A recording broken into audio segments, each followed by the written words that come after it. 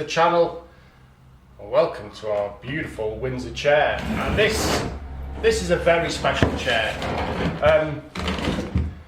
18th century. It's rare to see them in one piece, made of yew wood with an elm seat, and like a beautiful gothic shape. Value wise, you're lucky to find one of these for less than a couple of £1,000. But the problem with this one is it's a little bit wobbly. Now, it's not wobbly everywhere, it's just wobbly at this bottom section. And what you can see here, the difference between the timber that's been exposed to the timber that's been hidden away in the joint over the years is quite a big difference. If you have yew wood especially, it goes, as it oxidizes and ages, it turns very brown. It goes the most beautiful brown actually. When you first machine it, it's very sort of, it can have a pinky orange to it. But a chair of this age, it is just perfect. Now, all we need to do is re-glue this back up, and you can see it's been done in the past. We've got remnants of glue on here. So what we need to do is clean off these sections, make sure that all the areas are bare timber so we get good contact with our glue, and it's as simple as gluing it up and taping it up. Now, inside these joints need to be cleaned out, and then we're going to very lightly sand the surfaces that we want to glue together. Now, we sand them because we want them to be clean and we want that glue to have good contact. We want to make sure there's no dirt in there which may hold the joint apart, but we also don't want to sand it so much that the joint can become loose. So it's a matter of cleaning it up, gluing it up, and then we're going to hold it into place with tape. This is a delicate chair. I mean, I can't sort of emphasize how rare this chair is. Beautiful elm saddle seat with amazing form, all in one piece, all original, with no serious damage. These are certainly a rare beastie, so we need to take care of this. We can't oversand it, and we can't risk putting a clamp on it that's so heavy that we crush or break this thing. The construction of one of these chairs is made up of different elements. You've got the sort of the carving of the saddle seat, but then you've got the bentwood elements. The bentwood stretches underneath, the bentwood arms. By its nature, these are delicate things. And if they break, it's a lot harder to repair something that's bentwood than it is a solid piece of timber that's never sort of been manipulated. So we're going to clean this out, get the glue on it, get it taped up, and again leave it overnight. Fingers crossed we have a nice strong chair. Sweeping brush. So I glued the chair up and it needed overnight to set, but I've been so busy in the workshop that it's been like this now for 4 or 5 days. I'm just going to take this tape off now. I can feel already that that back is completely solid. The chair's still got creaks to it if you give it a bit of stress, but a chair this old is going to have creaks, and I'm not going to start pulling a chair of this quality apart just to stop a creak.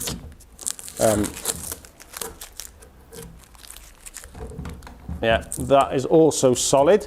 So the final stage of this is to give it a clean up, and it's as simple as a clear, good quality beeswax. Any early country furniture just sings after a good wax. It makes such a difference.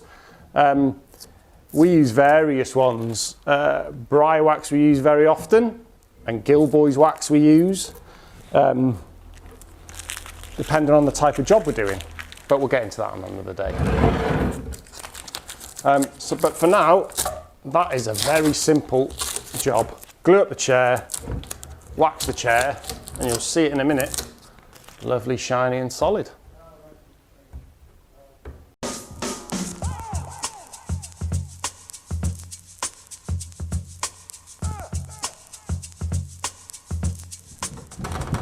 So, essentially, this has been a really simple job. A glue up and a wax. It's as easy as it gets. It's our bread and butter here, but it's got to be done properly, and especially when a chair is of this quality. This is a Windsor chair in its style. It's elm and thank you. It's elm and yew wood, as all the good quality ones are. But this has got a very gothic style to it. And it's a very beautiful, lovely shaped chair. That'll be the phone. Such a professional. Hello. Hello. Absolutely solid. Solid and shiny. Mate, I've got an unequal white balance with your legs. And they're covered in stain. Right. Hot spots. Delivery. Let's go. Let's put that outside.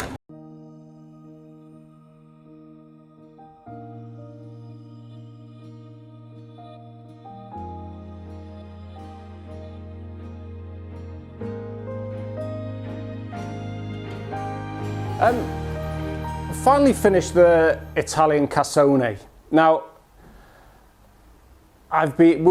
we've had a very, very busy, stressful week in the workshop. So I haven't really had a chance to capture as much of it on camera as I wanted. And given how special it is, I really wanted to make a big deal of this.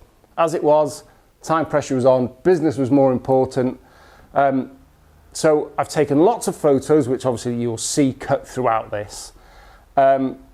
And we've done a lot of work to it. New feet with sort of blocks and carved, a new top because the top was beyond restoration. It was so rotten throughout the middle. By the time we jointed pieces together, it wouldn't have looked right. And that's when you come down to the sort of the principles of restoration. When do you stop? How far do you go? Do you have the confidence to get stuck into something and try and replace a top like this? And because obviously the client has to see it yet, I've kept all the original parts. In case they don't like it and they say, what on earth have you done? I can give them put the original top back on. As it is, I'm happy with the results and I'm sure they will be too. But it's the backstory to this that's interesting.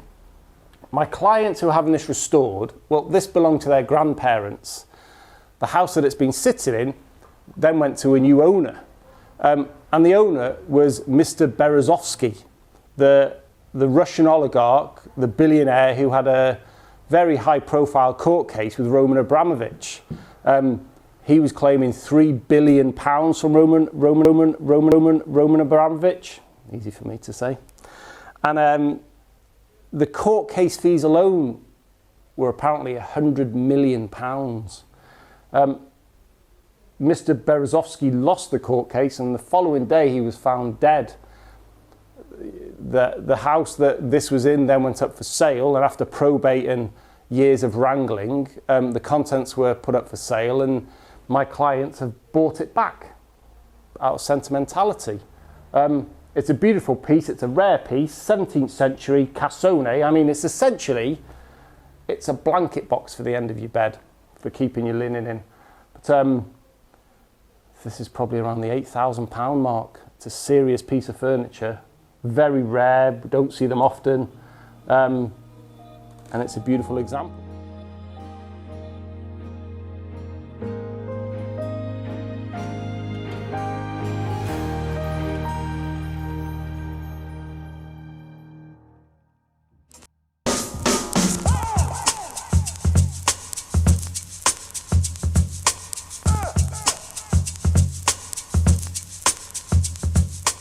I've got stills here just talking about what we've done. You can see that I've tried to block pieces of walnut onto the original feet, and I've tried to save as much of the originals as is possible. So I've started by gluing big lumps on. I put a thin slither of pine, which was off an old drawer lining underneath to help bond them together, because obviously being the feet, they're going to get kicked and knocked, and if they're just glued on, the chances are they'll get kicked off. Once those big blocks were on, I used a multi-tool to do the basic bulk carving. It's so much quicker, and when you've got something like this that's delicate and fragile, it's important not to be knocking it with a mallet and chisel because something else might break. These multi-tools are a delicate way of sort of removing that bulk timber. Once I'd done that, then I could start using finer chisels for the smaller detail and using some sandpaper to sort of smooth them off and round them off and make them look a lot more natural. But as it was about saving as much of the original as is possible, even if it did make the job a little bit more difficult and a little bit more time consuming.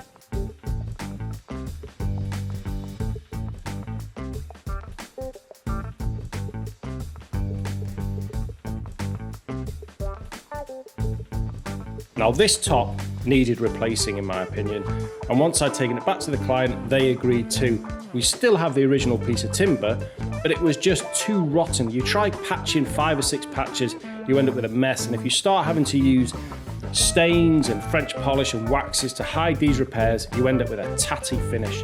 So I used a new piece of timber, well when I say new, a few hundred years old, and I cut that down to size, rounded it off, coloured it and aged it, and made it a really nice fit. And once it was finished, you really could not tell the difference, but it's just about that balance between when do you restore heavily and when you don't. And to finish this thing off, it was nothing but wax, a natural beeswax, buffed on with a brush, buffed off with a cloth, and it sank.